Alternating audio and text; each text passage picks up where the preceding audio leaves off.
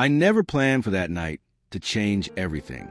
One moment we were just friends, laughing too loudly in the quiet of his room.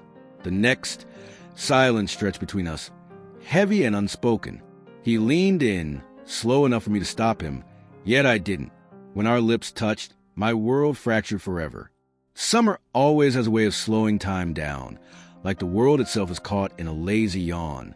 That year was supposed to be uneventful, just a break between semesters, a season for catching my breath before life started pressing down again.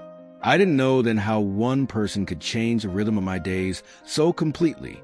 He was never supposed to matter. At least, not in the way he eventually did. At first, he was just background, a familiar face that floated in and out of the apartment because he was my roommate's friend. He'd show up unannounced, always carrying that easy confidence that made him impossible to ignore. Sometimes I'd come home and find him already there, sprawled across the couch like he owned the place. The first time I really noticed him, it wasn't because of anything dramatic. It was a small thing. He was sitting at the kitchen table, scrolling on his phone, humming softly to himself. Something about the way his fingers tapped against the wood, rhythm steady and distracted, caught my attention. I remember thinking, he belongs here more than I do. And then I shook the thought away, telling myself it was nothing. It didn't take long before he was around more often than not. Morning coffee became a shared ritual.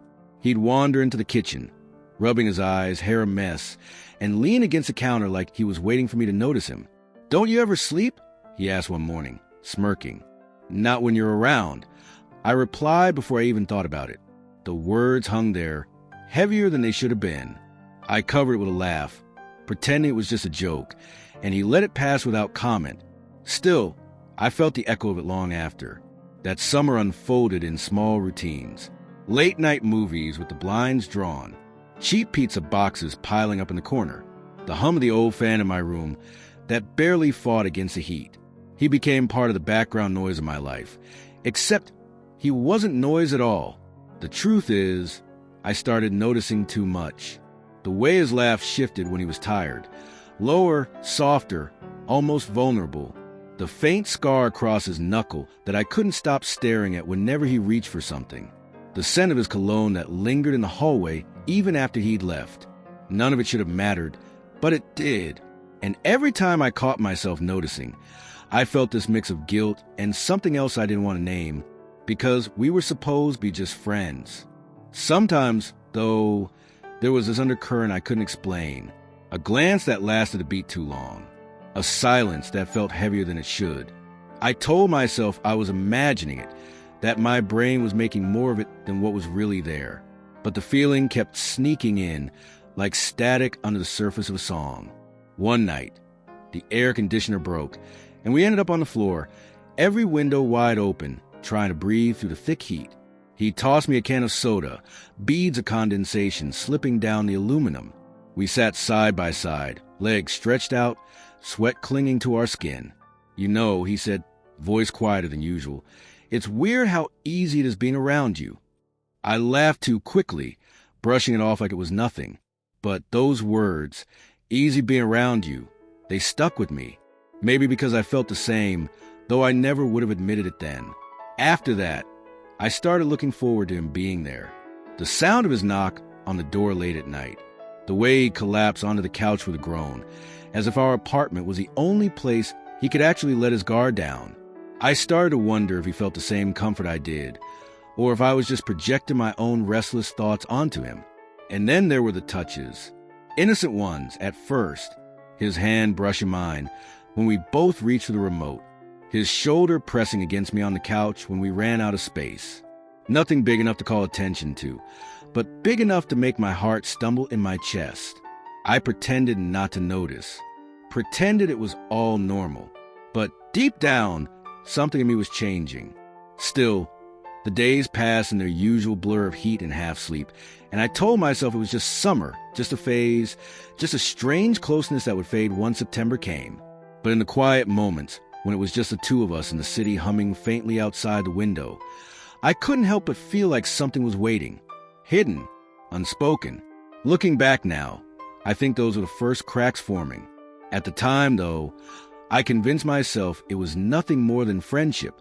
I didn't know then that those small cracks would eventually split everything wide open. By the time July slid into August, our lives had braided themselves together in ways I hadn't expected. He wasn't just a visitor anymore. He was part of the rhythm of my days, the reason my mornings started later and my nights stretched far longer than they should. We carved out a strange sort of ritual. Daytime belonged to everyone else, but the nights were ours. When the apartment fell quiet, when the rest of the world seemed to fold itself into sleep, that's when we came alive. We'd sit in the living room with only the dim light of the TV, or sometimes no light at all, the glow of the street lamp spilling in through the blinds. Some nights it was movies. Other nights it was conversation that stretched until sunrise. We'd talk about everything and nothing. The fights we'd had with our parents, the mistakes we carried like shadows, the dreams we couldn't say out loud to anyone else. It was strange how easy it was to share things with him.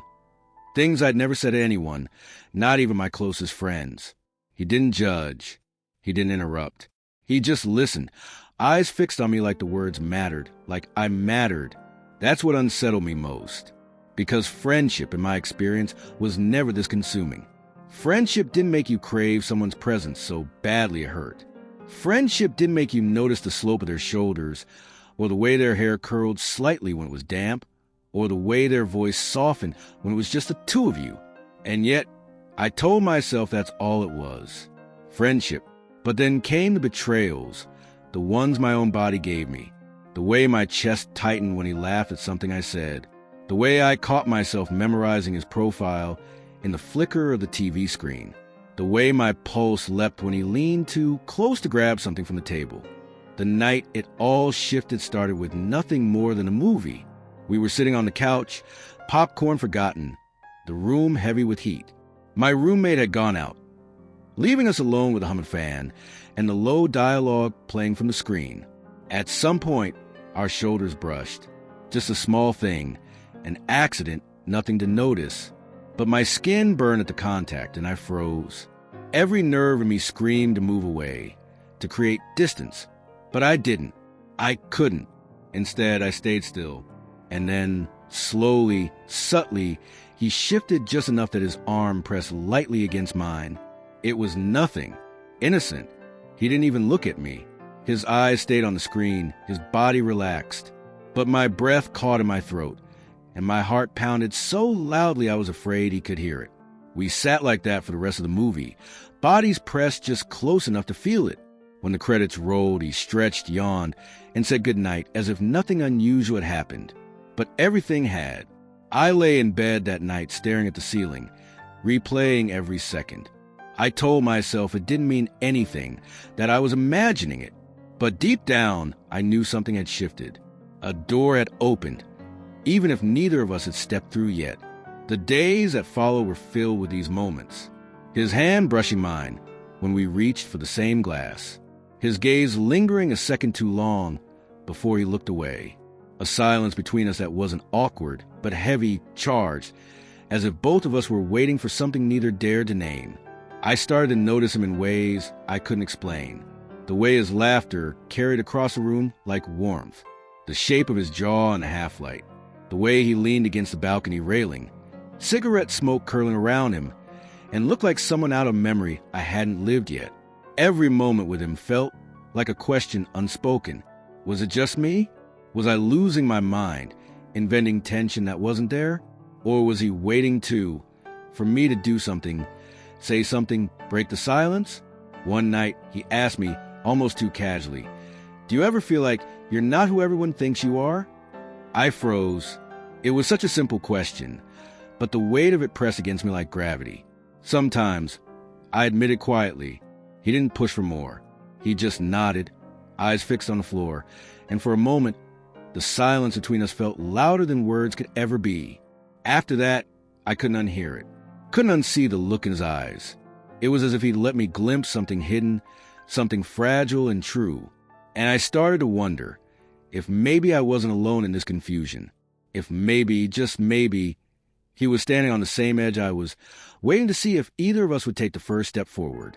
The night that changed everything started the way most of our nights did. Quiet, unplanned, ordinary. It was late, the kind of late where the city outside felt half asleep, buzzing only faintly with passing cars. The air was heavy but cooler than it had been, and for once, it didn't feel like the heat was pressing the life out of me. We ended up on the balcony. 2 chairs pulled close to the railing, cans of soda sweating in our hands. The city lights stretched out in front of us, a broken constellation of neon and street lamps.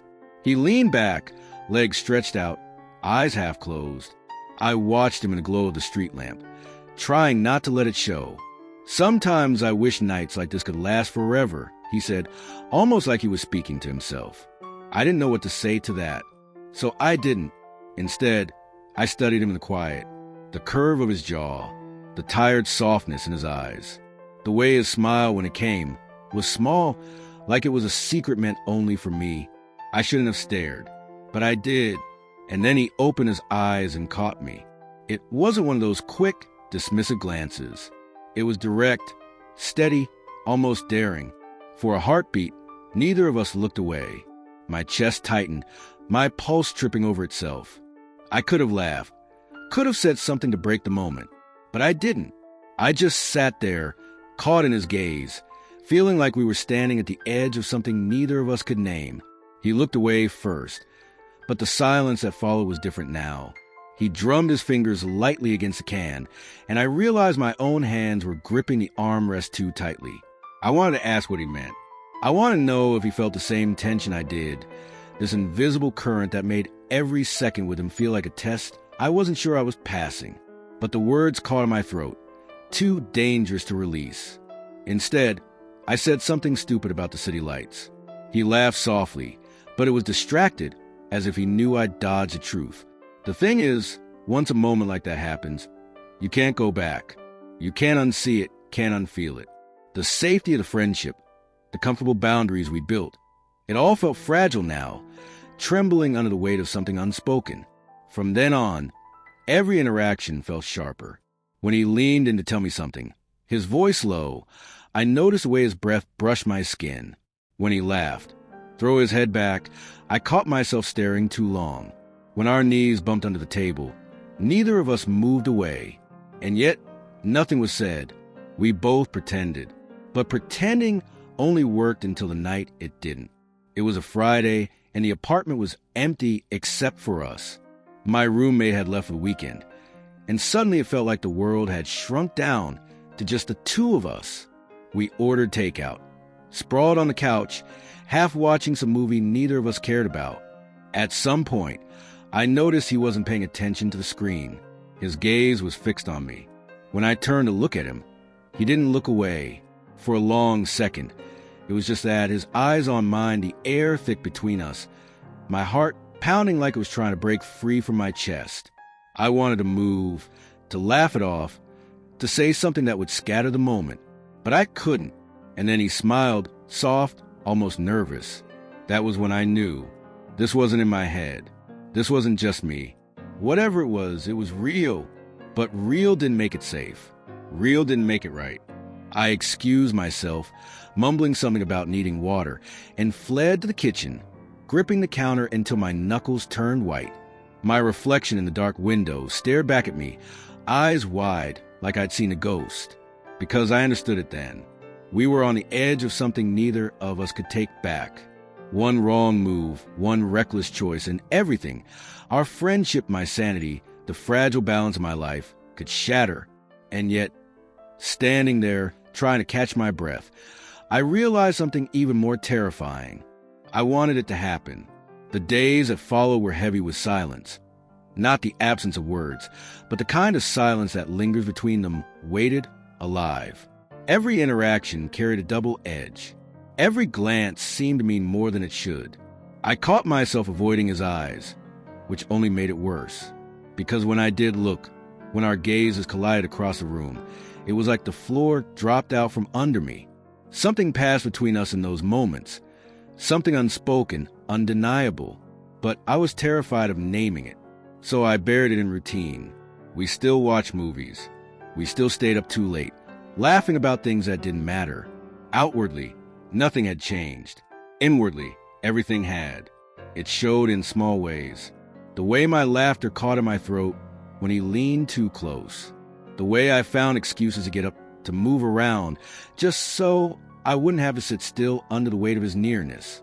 The way I noticed his hands, always his hands, resting casually on the armrest, fingers tapping lightly, waiting for something. One night, it was different.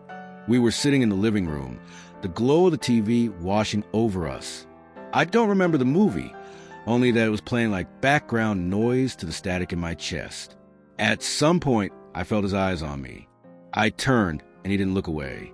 For a moment, we just stared, too long, too deliberate to pretend it was nothing. My breath hitched, my pulse stumbling. I could feel the question in the air, hanging there, dangerous and irresistible. I forced myself to break it. "What?" I asked, too sharp, too defensive. "Nothing," he said quickly, but his voice was low, unsteady. It wasn't nothing. We both knew it. I tried to laugh, to dismiss it, but the sound came out hollow. I turned back to the screen, pretending to be absorbed, but every inch of me burned under his gaze. Minutes passed. Then I felt it, his hand brushing against mine.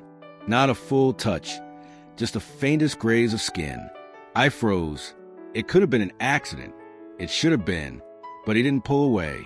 His hand lingered, close enough that I could feel the warmth radiating from his skin.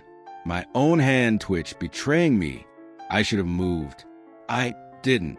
Instead, I stayed there rigid, heart pounding so hard it felt like a confession in itself. The room was so quiet I could hear the fan turning, the saw from the fridge in the kitchen, the low murmur of voices from the TV, and underneath it all, the roar of blood in my ears. Finally, he shifted, pulling his hand back, and the air rushed out of me like I'd been holding my breath the entire time. Neither of us spoke. Later, when I lay in bed, I replayed it over and over. That fleeting touch, that almost choice.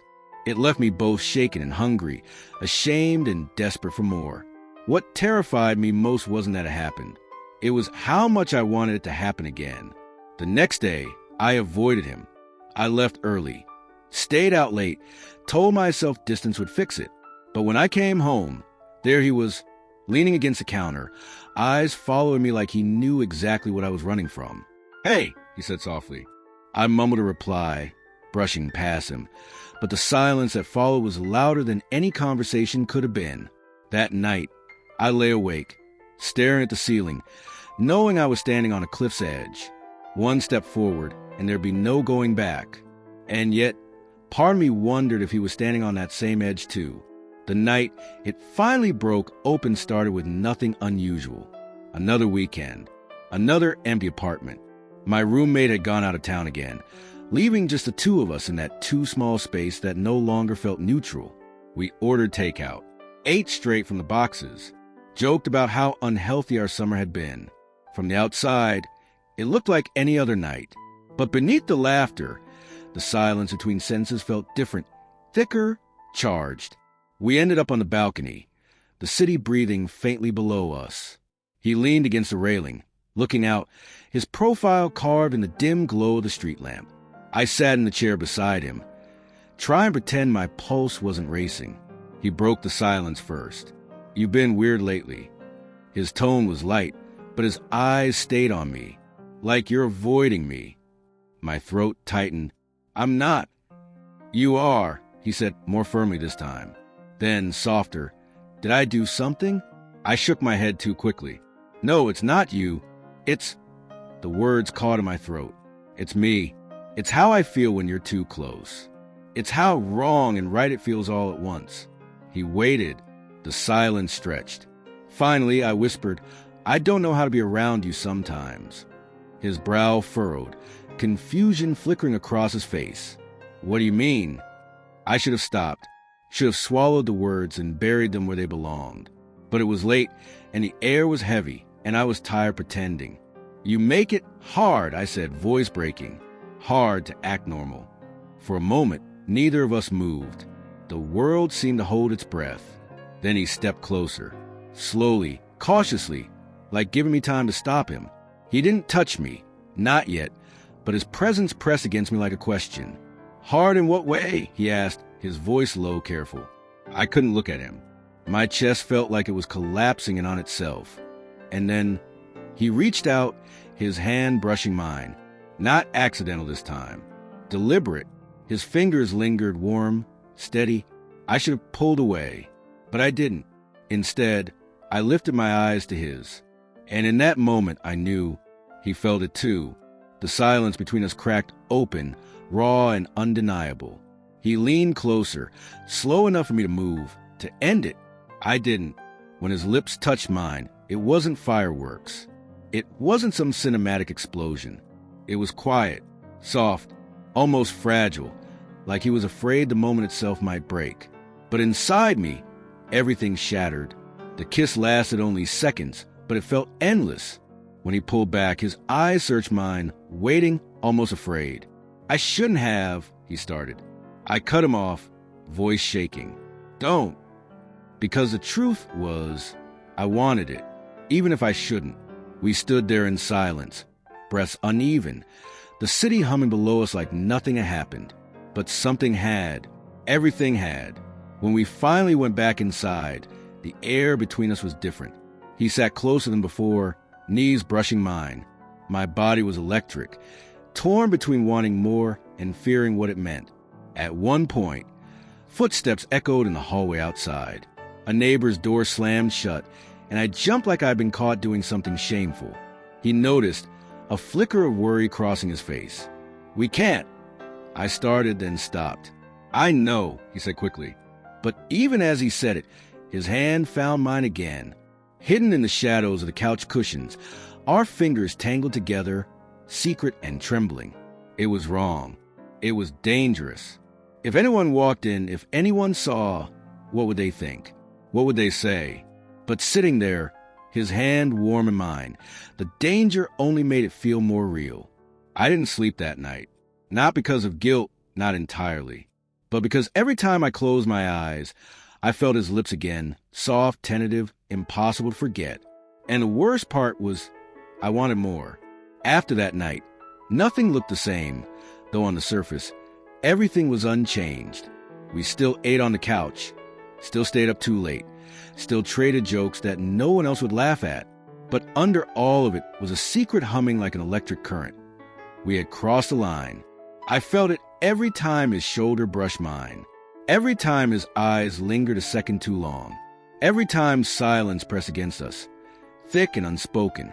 And then, when no one was around, the touches became deliberate, not reckless, not wild, but quiet, calculated, stolen in moments that disappeared as quickly as they came.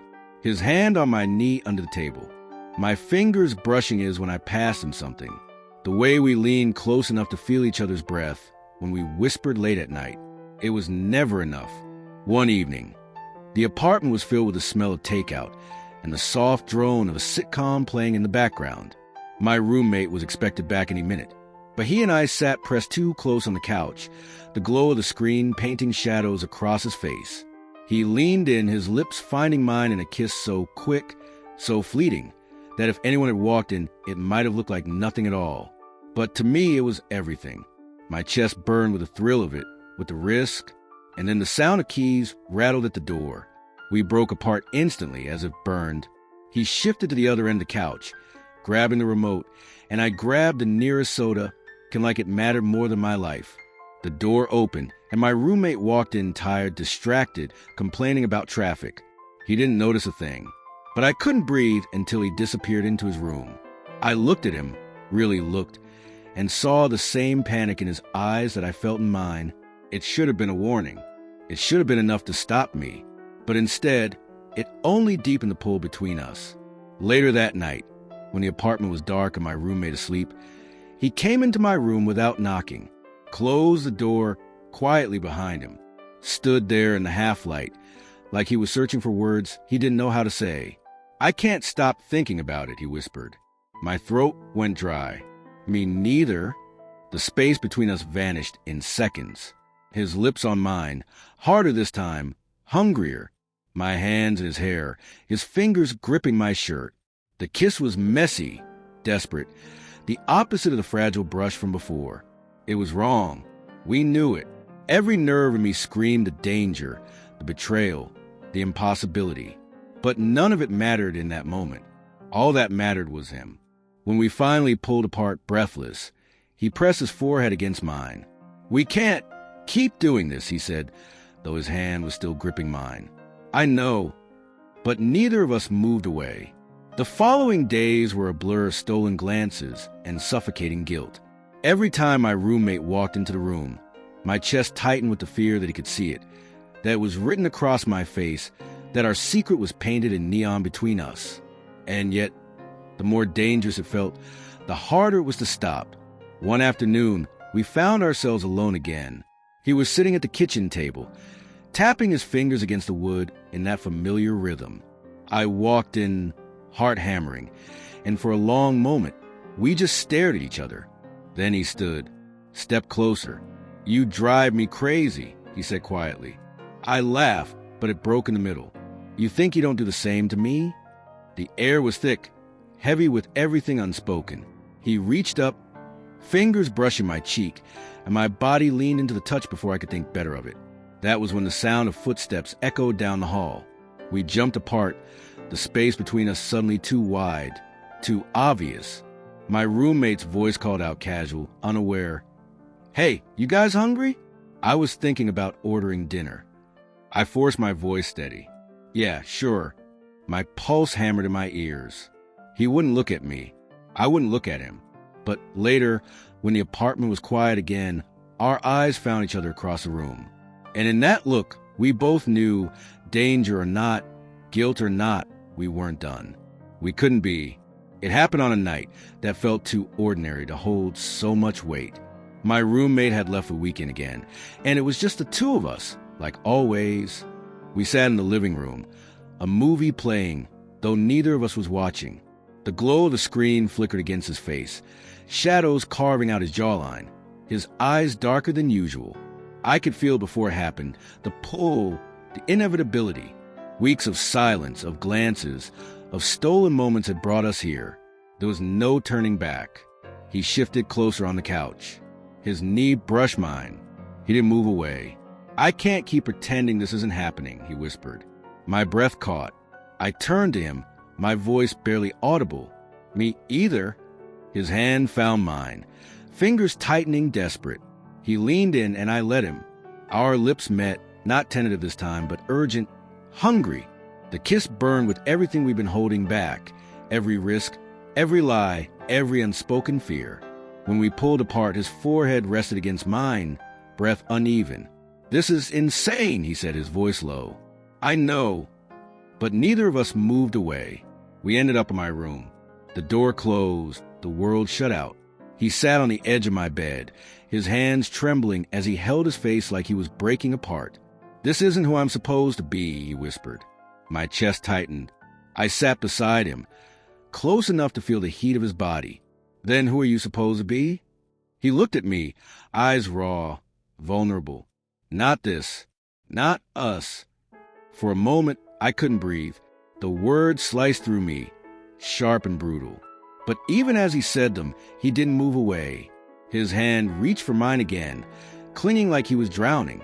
"You think I asked for this?" I whispered, voice shaking. "You think I wanted to feel this way?" His jaw clenched. "No." Silence pressed between us, suffocating. Then softly he said, "So why can't I stop?" My throat burned. I didn't have an answer. We kissed again, slower this time, heavier. The kind of kiss that carried the weight of something we both knew we couldn't undo. His hand cupped my cheek, trembling, and I held on to him like he might disappear. It wasn't just desire. It was need. We stayed like that for what felt like forever, tangled in each other, silent except for the sound of uneven breaths. But eventually he pulled back, eyes wet, voice breaking. "If someone finds out," the thought hung between us, too terrifying to finish. I swallowed hard. "They won't." But the truth was, I wasn't sure. Secrets have a way of slipping through cracks, and ours was already too big, too fragile to hold. That night, we didn't sleep. We stayed in my room, whispering half-truths, touching like every second might be our last. And in the back of my mind, I knew something had shifted.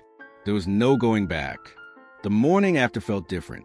The light in the room was too sharp, too honest. He sat on the edge of my bed, head in his hands, like the night had been some mistake carved into skin. I reached for him.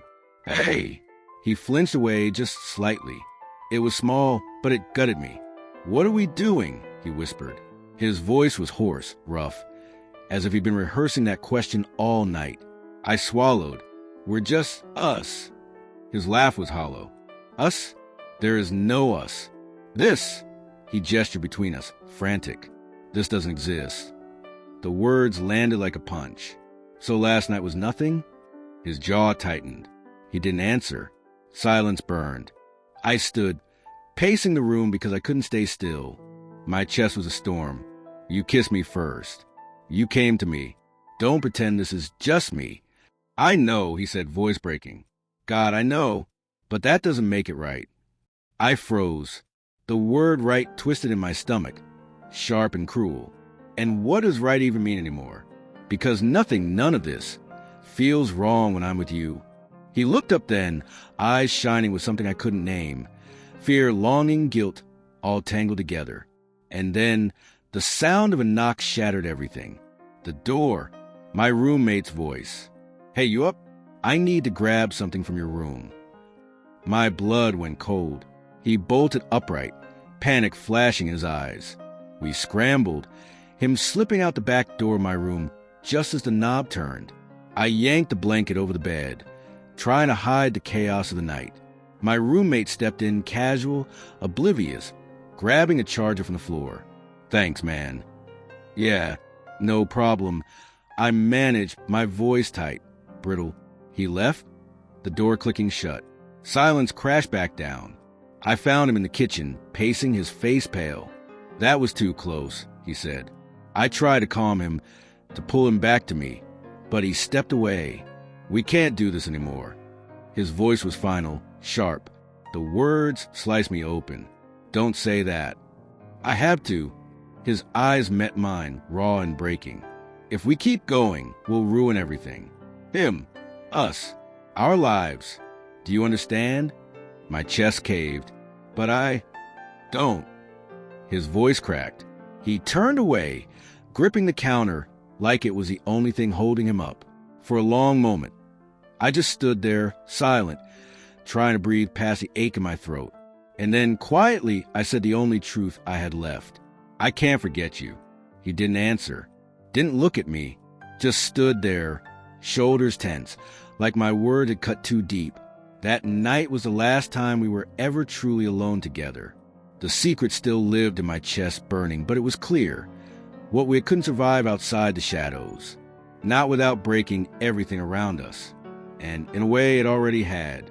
We never talked about it again. Not directly, at least. Life pressed forward the way it always does, pretending nothing had cracked open beneath us. My roommate stayed oblivious, and we slipped back into roles we knew how to play. Friends, nothing more. But silence can hold entire histories. Every time our eyes met, I felt it. The memory of his lips, the weight of his hand in mine, the night when everything both bloomed and broke. He avoided being alone with me after that. Small things shifted, sitting on opposite ends of the couch, leaving rooms just as I entered, conversations trimmed short. It was subtle enough that no one else noticed. But I did. I noticed everything. For a while, I wondered if he regretted it, if he hated me for not stopping him, or hated himself for not stopping sooner. But then I'd catch him looking when he thought I wasn't paying attention, and I'd see it, that same ache, that same hunger pressed down beneath duty and fear. We never kissed again. Years later, I still carry him with me. Not as a lover, not even as a friend, but as a shadow. Something both beautiful and impossible, a memory I can't erase. Some things don't end with closure. Some stay unfinished, suspended in the silence of what could have been. And maybe that's what love really is sometimes. Not the forever you hope for, but the secret you'll never stop feeling in your bones. If you've made it this far, I want to know, what's the one word that captures how the story made you feel? Confused, seen, heartbroken, exposed. Drop it in the comments. And if you've ever lived through something similar, Something messy, forbidden, or unforgettable? Share below. You don't have to give details, just your truth. These stories are heavy to carry alone.